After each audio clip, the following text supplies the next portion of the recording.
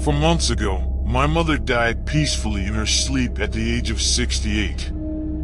I wasn't exactly heartbroken at her unexpected passing. We had been estranged for over 20 years. I hadn't even seen her since I had left home for the last time, bound for college. No phone calls either, just an occasional Christmas card with a brief, impersonal message passed back and forth. My mother had never been a very warm or nurturing presence as I was growing up. Looking back, I think it probably had something to do with her own difficult childhood as a second-generation Irish immigrant in a large working-class family. There was also her older brother who had committed suicide when she was only 10. We had never gotten along and had clashed often, especially after I entered adolescence, probably because of our vastly different personalities. Whereas I had been a cocky, irreverent, laid-back teen, she had been hard-working, stern, cold, and often harsh. After graduating college in '06, the first in my family to finish high school, let alone earn a degree, I had moved to the city to pursue a career. I had never gone back to visit her, not once, as I was her only close living relative. My father died when I was still very young, and I had been an only child. I inherited my mother's home after she died. It was the same house I had grown up in and had also been her childhood home, she and my father having bought it from her parents after they got married. I wasn't thrilled about owning the house. I had too many bad memories of it. Also, it was an ugly old place, and always had been, a dilapidated two-story clapboard, well over 100 years old, in a low-income neighborhood of similar decrepit houses. It had probably been a nice place to live at one time. The area where it stood had originally been one of the more upscale parts of the town where I grew up, but that had been before the Great Depression, and the area had gone into an economic decline long before I was born. Hell, even before my parents were born. I had no interest in keeping the property and intended on selling it. But before I did, I decided to make the long overdue trip back home and take one last look at the place where I had grown up, not so much out of a sense of nostalgia or familial obligation. I was just curious to see how my mother had spent the last years of her life. And also, I wanted to check the house and see if there was anything I wanted to take with me before it went on the market. My job keeps me pretty busy, so it wasn't until last month, 3 months after her funeral, that I finally found the time to break away and take a few days off. It was a gray, dreary day about a week before Thanksgiving when I finally made the hour-long drive out of the city and back to the town where I had spent my childhood. The old neighborhood hadn't changed much. It was still as depressing and impoverished as I remembered. The same shabby houses, same tiny, unkempt lawns, same weedy, cracked sidewalks and bumpy, poorly maintained streets. I parked alongside the curb and got out of my car, taking a moment to stand and regard the house I hadn't laid eyes on in over 2 decades. It looked even more bleak and squalid than I recalled as a kid. Peeling paint, sagging gutters, crumbling foundation, cracked window panes. Even when compared to its nearly identical rundown neighbors, it somehow stood out in even sharper contrast, like a testament to all the poverty and hopelessness I had experienced living there, everything I had fled to college to escape from, vowing I would never be as poor as my parents had been. Already I regretted having come back. With a sigh, I reluctantly stepped up the walkway to the front door and unlocked it with the key the executor of my mother's will had given me after her funeral. I entered and began to inspect the house. It was remarkably unchanged. At some point my mother had replaced the old analog TV in the living room with a modern flat screen, but apart from that, everything seemed to be exactly the same. Same threadbare furniture, same tacky knickknacks, same faded wallpaper. I went upstairs and walked down the narrow hallway, pausing at my mother's doorway. Dull sunlight filtered in through the shabby curtains, illuminating the gloomy bedroom. I stared at the bare, sagging mattress on the bed where she had died. Her medications still cluttered the bedside table. I stood there for a couple minutes, lost in thought, then moved on. I went to my old bedroom next. At some point after I'd moved out, my mother had turned it into a storage room. My bed and dresser were gone, so were the posters that had once decorated my walls, the shelves that had held my high school sports trophies. I wondered briefly if she'd thrown them out or had put them in the attic. Now contained spare towels and extra toiletries. The air was musty.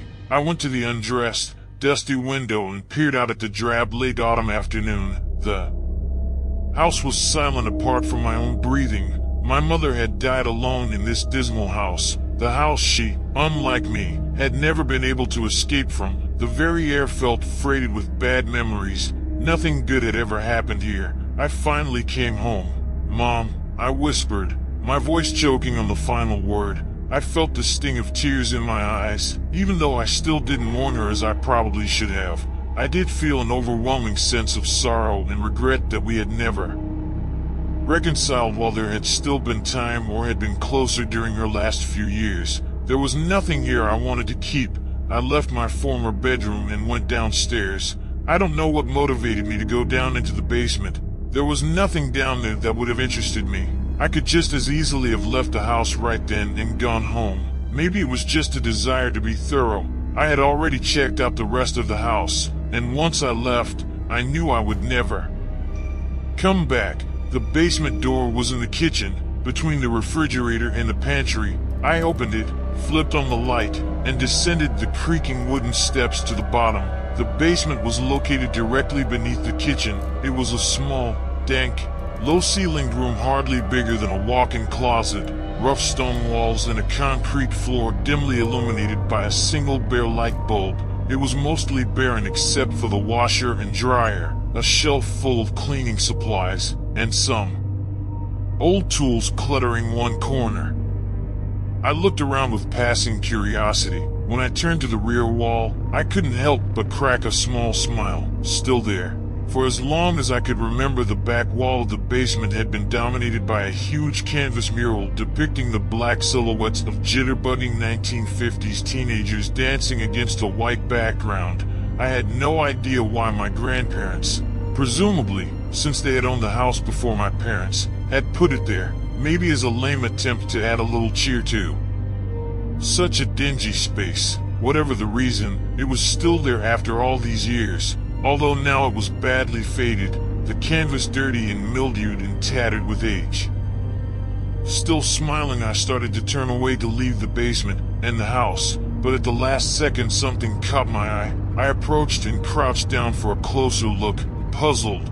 The bottom of the old mural had pulled away from the wall and curled up a few inches over the years, probably due to the dampness of the basement, and what was revealed wasn't bare stone but wood. Intrigued, I grasped the frayed edge of the mural and pulled it up more, the rotted canvas ripping a little, exposing more wood. For a second, I didn't understand what I was seeing. Then it hit me, and I was stunned. It was a door, a secret door hidden behind the old, tasteless mural for God only knew how many years. A dozen questions rushed through my mind upon this discovery, chiefly among them, who had hidden this door? Why was it hidden? And most importantly, what was on the other side of it? In a sudden burst of excitement, I unthinkingly seized the mural and pulled it with all my strength, tearing it completely away from the rear wall of the basement, fully exposing the concealed door. I stood there, transfixed in shock, staring. The door looked ancient. Somehow it appeared even older than the house itself. It was rounded at the top, constructed of thick, heavy slabs of wood bound together with iron bands. There was no knob, just a large iron pull ring. It looked like a door you'd see in a medieval castle. An old but still relatively modern-looking padlock was fastened to a hasp that secured it to the wall. But what surprised me most of all wasn't so much the door itself, but the large manila envelope that had been stapled to it. And carefully printed in faded letters on the envelope was my own name and a message in big block letters: "For the love of God, never open this door." I pulled the manila envelope loose and examined it closely. It didn't look like it had been left there any time recently. It seemed to have been there for a long time, years, maybe even decades, maybe since I had been a very young child. I recognized the handwriting as my mother's. There was something inside the envelope. It felt like some kind of document. I looked at the envelope and its ominous warning: "For the love of God, never open this door." then at the mysterious door, the ancient-looking, out-of-place door that had been kept hidden in my childhood home for all this time, then back at the envelope in my hands. I was utterly baffled. For the love of God, never open this door. So of course, like the idiot I was, before even opening the envelope to examine its contents, I made opening the door I was explicitly instructed to never open my first priority, notwithstanding the love of the Supreme Being. But really, who could blame me? Who in my position would have been able to withstand the temptation to act in direct opposition to such a grave edict, regardless of the potential consequences? Curiosity killed the cat, right? There was a locked door in my old house that had remained a secret from me my entire life. Obviously, it had been kept a secret for a reason. Said reason was almost certainly detailed in whatever my mother had left for me in the envelope. I could have taken the time to look at the contents of the envelope for explanation, but quite frankly, I didn't feel like taking the time to do that. I needed immediate satisfaction. I wanted to solve this enigma in the most direct and prompt manner possible. I needed to open that fucking door. I looked at the padlock. It didn't seem likely I would find the key after all this time, and besides, upon closer inspection, I realized the keyhole had been filled with solder, making a search of the house a moot point. I looked over at the old, rusty tools cluttering the corner of the basement. I rummaged through them, thinking I might find a crowbar or something I could use to pry off the hasp. Instead, I found something even better, a large bolt cutter. Perfect! I opened the bolt cutters and fastened the blades to the padlock shackle. With a bit of effort, I was able to snap the padlock. I tossed it aside and grasped the iron pull ring. I had no idea what I was expecting to find on the other side of the door. A wild menagerie of different possibilities flashed through my imagination, everything from hidden valuables to dead bodies. I had to quell my excitement by reminding myself that this was probably how Geraldo Rivera had probably felt in the moments before opening Al Capone's hidden vault. I hesitated for a moment, bracing myself for whatever discovery I was about to make, then pulled hard. The door opened with surprising ease, given that it had to have been shut for, well, God only knew how long. The hinges moved smoothly and soundlessly. I pulled it all the way open and stared through the doorway at nothing but blackness, utter blackness. I took out my phone, turned on its flashlight, and aimed it into the darkness, but it illuminated nothing. Shit. Thinking the phone's light simply wasn't powerful enough, I rushed back upstairs and frantically searched through the kitchen cabinets and drawers until I found the big 4-cell mag light I remembered from my childhood, a long, heavy flashlight with a powerful beam. I turned it on to test the batteries, saw it worked, then scrambled back into the basement. I shined the light into the doorway and was perplexed. The flashlight's beam didn't reveal anything in the dark space beyond the threshold. It didn't cast a spotlight circle of brightness upon the rear wall of the secret room or disclose anything the room might have contained. The beam of light seemed strangely diffuse. The beam didn't seem to penetrate the illimitable blackness so much as be absorbed by it. It was like aiming a flashlight at the night sky, as if there was nothing solid for the shaft of light to fix upon. I couldn't make sense of it. What I was seeing was impossible, standing there, contemplating that Stygian abyss. I had the impression that I was looking upon some vast, lightless space of unknown enormous proportion, a space that seemed to illogically defy the physical dimensions of my mother's house. I felt a sudden flood of overwhelming, existential dread and horror, something close to madness. I felt as if I was peering through a doorway into the godless black void of non-existence that must exist beyond the furthest reaches of the universe. A place where nothing was or ever had been or would be. It was like looking into the mouth of hell. Robert, for a few seconds, I didn't even register the voice, thinking perhaps I had only imagined it. But then it spoke my name again. Robert it was. My mother's voice. I recognized it clearly even though I hadn't heard it in more than 20 years. My dead mother's voice, whispering my name from the black gulf beyond the doorway.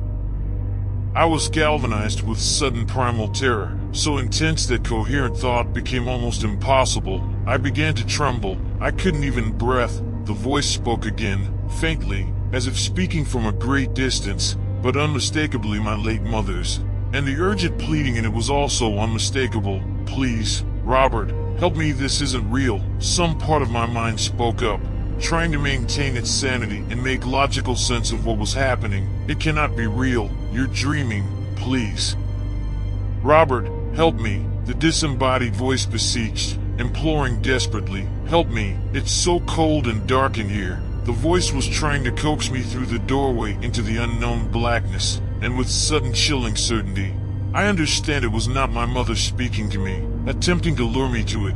"Please, Robert," my paralysis snapped. I reached suddenly, compulsively for the door and slammed it shut, blocking out that awful, unnatural darkness.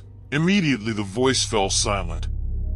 Gasping, with a sudden rush of panicked adrenaline, I closed the hasp. My eyes darted around the basement. The padlock was ruined, but I found a screwdriver amidst the old tools and inserted it into the hasp, securing the door. Then I ran upstairs, pausing only long enough to grab the still unopened envelope my mother had addressed to me. I fled the house, leaped into my car, and drove away, and I haven't returned since. When I got home about an hour later, I was almost back to normal. I spent most of the return journey in a state of shock, driving my car on autopilot, barely aware of my surroundings, until I was only a few miles away from my apartment. Then I had to pull into a gas station as I was struck by a crippling panic attack.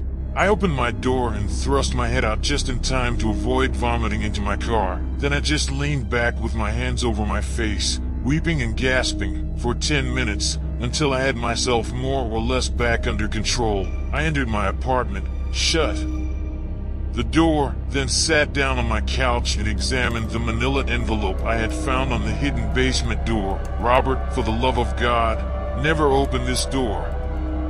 I opened it. It contained a sheaf of musty-smelling handwritten pages.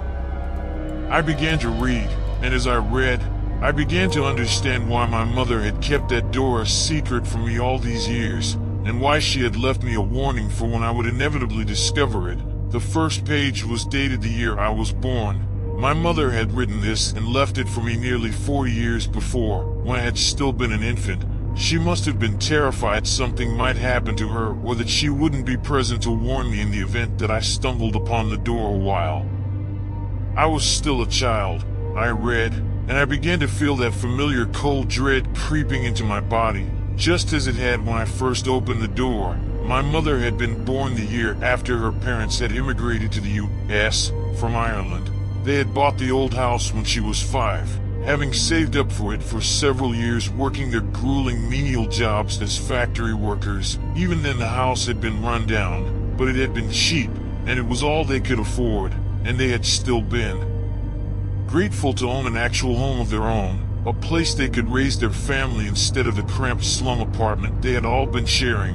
3 years passed uneventfully in the house. The terror began when my mother was 8. She and her 10-year-old brother had been the youngest of 5 children, the older 3 already being adults who had joined their parents in the workforce. As a result, when they weren't in school, they were often alone in the house until the rest of the family got home in the evening. This probably sounds like child neglect to you, but bear in mind, this was the early 1960s and times were different then. It was her brother who found the door in the basement. At the time, it had been concealed behind a set of shelves that contained old jars of preserves left behind by the previous owner. It was a chilly, windy day in late fall, during their autumn break from school.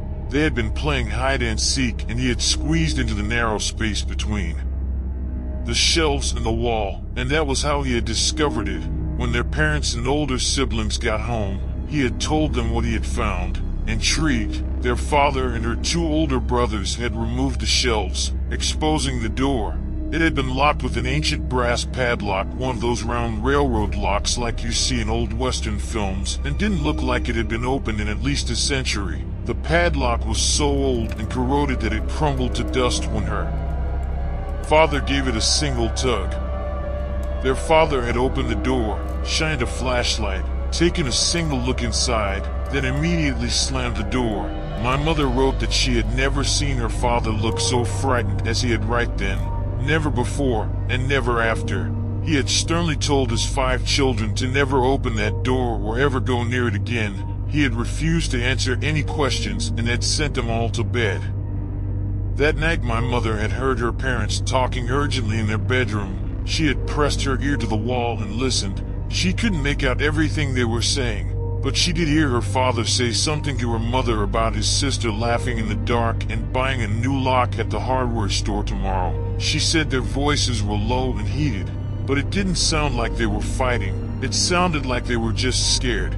My mother was troubled by what her father had said about hearing his sister laughing. Her father had only had one sister, who would have been my mother's aunt, but she had died when he was still a child living in Ireland.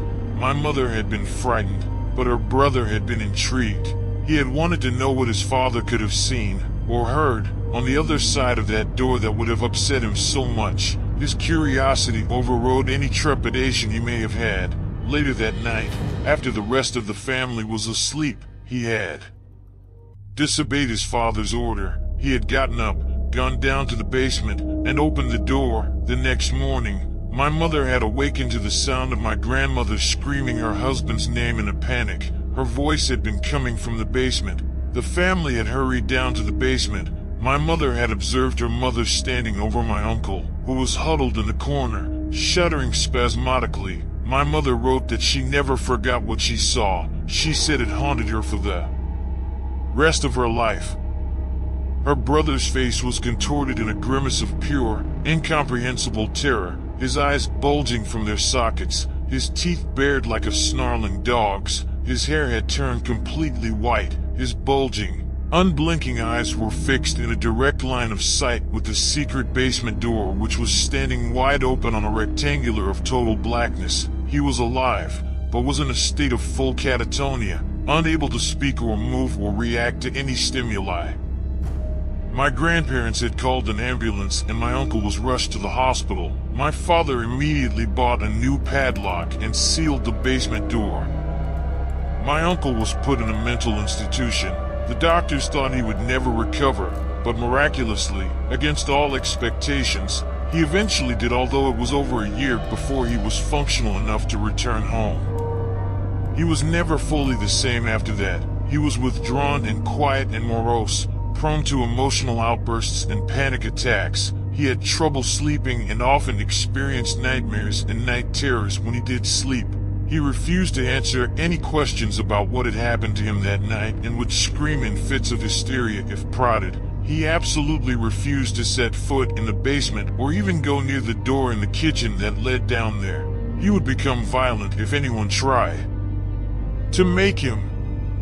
His condition gradually deteriorated over the next year. He lost weight and developed dark rings around his eyes from lack of sleep.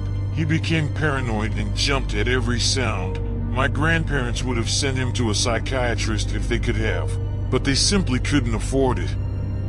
One night, after bedtime, he broke down crying and finally told my mother what had happened that night almost 2 years before. When he opened the door, he had heard a voice speaking to him from the darkness. Not a scary or a threatening voice. It was a friendly voice. A voice he even recognized. Whose voice? My mother asked him. Captain Kangaroo. My uncle had stammered to her, referencing a popular children's television show from the time that he had been fond of. It was Captain Kangaroo.